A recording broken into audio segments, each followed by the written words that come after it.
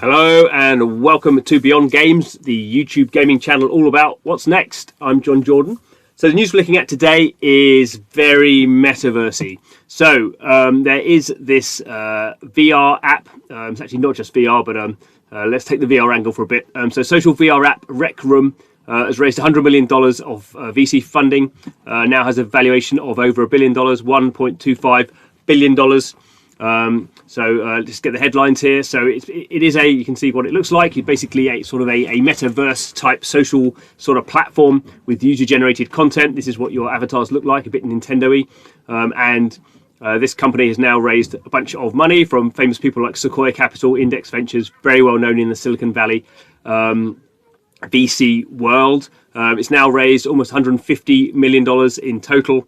And obviously every time you raise money, then the people who've invested basically give you a valuation of what they think you're worth now in terms of what they've just given you money for. So what's interesting about Rec Room, it's not particularly well known, although it has, they're quoting 1 million monthly active users. This is VR users as well. So in some ways it is a sort of broadly similar thing to what we see something like Roblox, which is obviously just IPO'd. But this is this has a really strong VR focus, or at least it started out with a very strong VR focus. Obviously, VR hasn't really come to mass market as many people expected. So you don't have to use VR to use Rec Room, although you can use VR. So this is kind of, I guess, an interesting differentiation for the product. Is if you're really into VR, that is probably the one big platform for you to do that sort of stuff. A lot of people obviously aren't going to spend the $300 for the cheapest VR headset, and so we're just playing, not using VR. Let's go and have a look at the website. Okay, so as we can see, different platforms. So it even supports iOS, the consoles, the VR stuff, and PC Steam. So it's all kind of jolly. We've seen this kind of stuff before, so it's very I'm not a massive fan of the term metaverse because I don't really know what it's supposed to mean.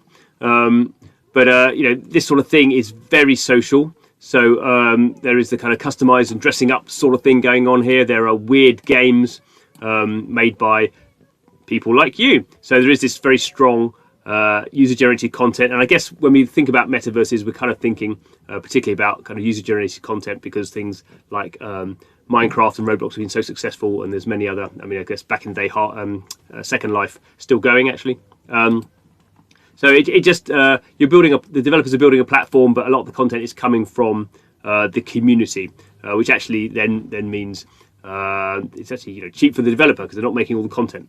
What's also particularly interesting, if we can go and have a look here at the developer blog, is that we can now make money in Rec Room. So this is something we've seen in Roblox very strong over the last few years, that people who are making games in Roblox can now earn real money.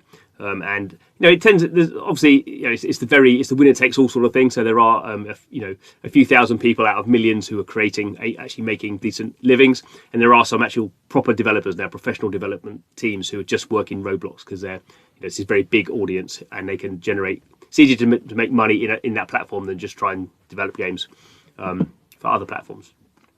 So one of the key things about Rec Room, and I guess one of the key things that has helped it raise this new funding round, is that now they have just announced this this system. It's a little bit clunky, but you can now earn tokens by selling premium inventions and keys. You have to have a Rec Room Plus membership, so you have to be paying them for this additional membership option. But then you can start, if you're good, you can start earning money. And again, we have all these restrictions. So there's an exchange rate of how many cents you get per in-game token. You have to have all these things going on in terms of your account. And let's go down here and so they're using this a partner processing partner called Tipalti, which I think is also used by, actually spun out of Second Life. So you have to provide your personal tax bank information. It takes 2 weeks to process, a couple of days to process. So the whole thing is a little bit clunky. So that's what happens when you're dealing with kind of tax systems and banking systems. It's interesting that using something like blockchain, you can get around some of these things. Certainly, in terms of the speed of cashing stuff out, you still have to deal with the tax implications, of course. And I guess this shows here that this shows something of where Rec Room is. They hope to pay out $1 million to creators this year. That seems like a lot of money compared to Roblox, which is doing hundreds of millions of dollars now. Then this still shows it's pretty small beer at the moment.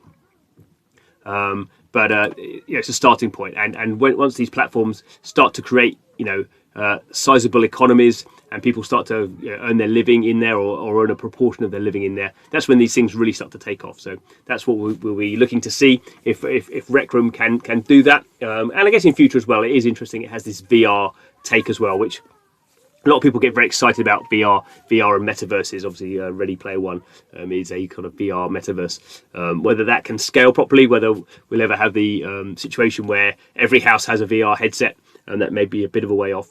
But if that sort of starts to happen, then maybe that's an advantage for Rec Room. And it just again goes to show how important stuff like gaming technology is, and even though these are kind of fairly simple games, they're not building something like Fortnite, on this platform. You can kind of start to get an idea that people are going to spend a lot of time and have their friendships and have their communities in these sort of experiences. Probably that there won't be just one metaverse. Even if we know what metaverse means, people will interact with lots of different metaverses potentially, or lots of different versions of these platforms potentially have different identities in them, depending on how they kind of play out.